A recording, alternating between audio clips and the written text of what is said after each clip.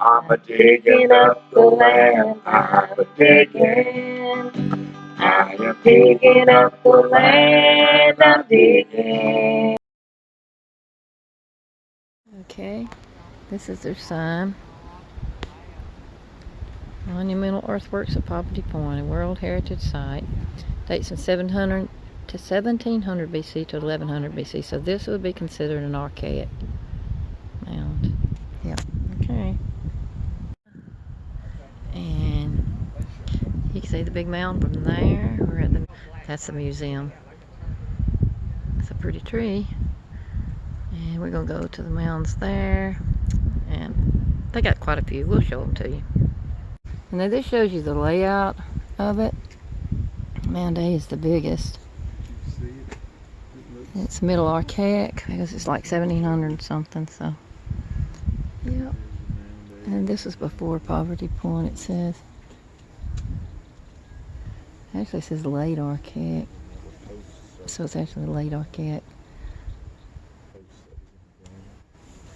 And I don't believe that, no way. But yeah, okay. I was just going to say, that you see the circle out there? That's the way these posts represent the way they would have had posts in the ground. And it would have been laid like in a circle like that.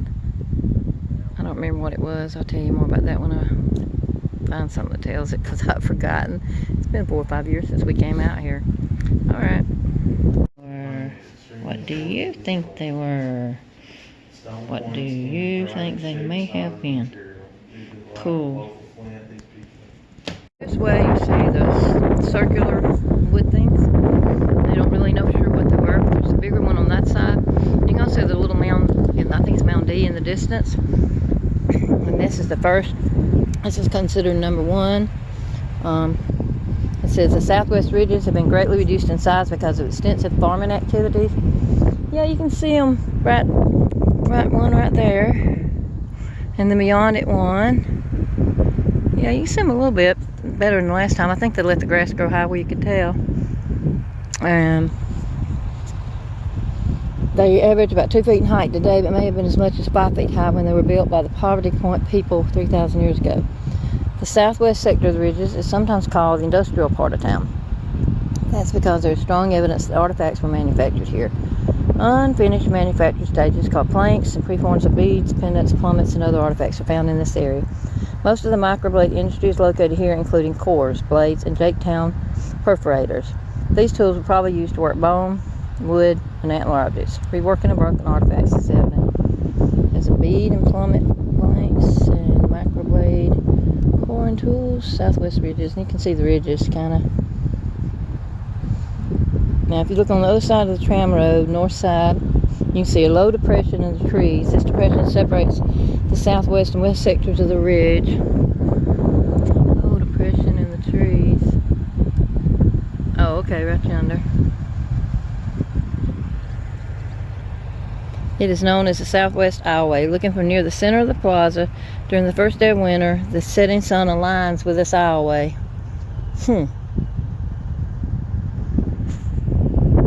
Probably, I guess, there, across there. Cool. I guess I got it right. Okay, let's go to the next one. This is the bottom of it on one side, and we're gonna walk out to here and go up. And Run into Huey. Uncle Huey, here she comes. And the ridges go around like that. This is Mound A, built in 3 stages. And as Huey said, 312,000 cubic yards of earth. I have a problem with them loading it all in baskets and fixing this, though. I just don't. I think they had a better way. Because I don't think people, in the short time they said it was built, they could have had time to load 15.5 billion loads. So, 1400 BC, built after that.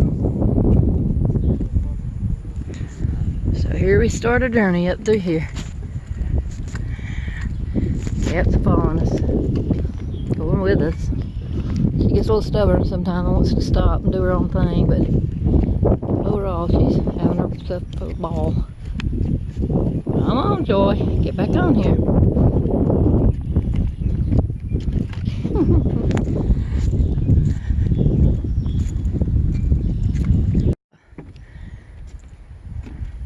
Well, not really. The top of the first hump, actually. Still got a good distance to go. You think you're almost at the top when you get right there, but you aren't. Now you can see where the truck is sitting, the red truck. You can see the smaller mound.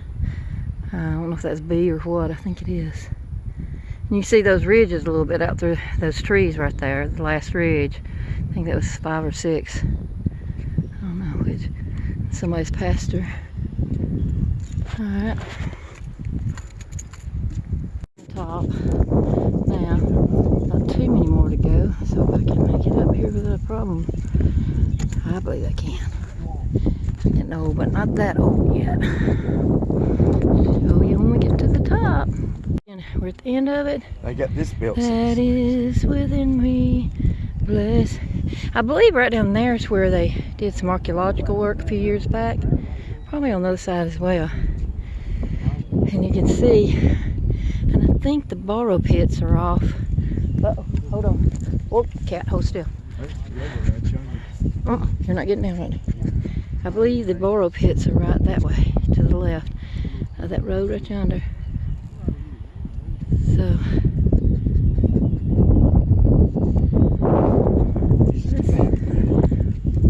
okay, we're standing on top of Mount A, 165 feet above sea level. You're back? About 70, yeah, here, 72 feet above the surrounding land surface.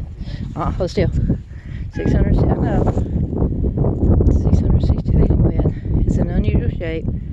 It's suggested to represent a bird in flight. It's not a burial mound. They said there was no burial. Don't let her down. It's Mound B. And it's kind of like a two-phase mound. Looks, I mean, not phase, but it's got like a tilt in it. It's a pretty good sized mound. It says it's 20 feet in height, 180 feet in diameter. It's the oldest. This is actually the oldest mound here. And that dude back there, that other place, I don't know what he was, but he wasn't speaking any language we understood, but felt like the dude was really mixed up in a new age or something. So, you know, we didn't stay long because I don't want to be around that. Anyway, they said woven baskets and skin containers used to haul dirt left impressions in the field of the mound. These have allowed archaeologists to better understand the ancient earth moving techniques. They're often burial mounds, but the guy said they didn't find any, which now, whether he knew or not, I don't know. And then again, they may not have dug these enough to know if there's any burials, and I doubt they dug all of them. Okay, but that's Mound B. This is Mound C. It starts kind of goes around like this. And of course, the back part's not clean, so can't really, you know, but it's got this little ridgeway in front. And the woods that we were in a while ago, back over that way, those ridges went all the way to there. They make like a half circle. They start right yonder where you can see that white thing, and they're out around it like that. And then they go all the way up through there, all the way up through there, all the way up through there, all the way up through there. They come back to here, and go all the way. I told you can't see it because the trees are there, but right out in there at Mound D, L or whatever it is. Okay, this is Mound B, Sarah's Mound. Sarah's Mount is what it says. It's thought to be a mound that's built later in the Coles Creek period, AD 700, AD 1100. So that was way longer, way away from the first ones. So this is really a copycat mound here. That's what this is. It's typical of the Coles Creek and later Mississippian mounds, so it's that time period. These flat top mounds were usually used as foundations for temples or houses for important individuals. Historic graves that date to the early plantation era are located on top of this mound. I thought he said they didn't find no graves here. Oh, it's got graves on it. I see it now. One of the stones is for Sarah Guire, wife of Philip Guire, one of the owners of the Poverty Point Plantation. The stone is broken, but the verse would have read, "Lo, where this silent marble weeps, a friend, a wife, a mother sleeps. A heart within whose sacred cell the peaceful virtues love to dwell." And this is the pottery like they found there. moundy. They got water in that one. So let's walk a little closer. And you can see the graves. That's a big old tree right there. Look at that.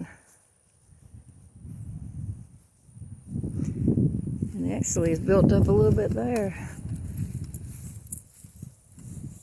Now, I may be totally mistaken and this might not be the right spot. Because we've been to so many mounds. But it just seemed like when we left here the last time, we saw a mound to the left. And then there was a mound in a field. As I was saying, I don't know, this might be the wrong mound, but we left one mound. It seemed like it was this one. Went by a mound on our left and went to what they call Jackson Mound, but that might have been Winterville Mound.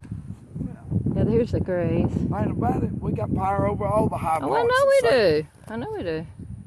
I'm very well aware of that.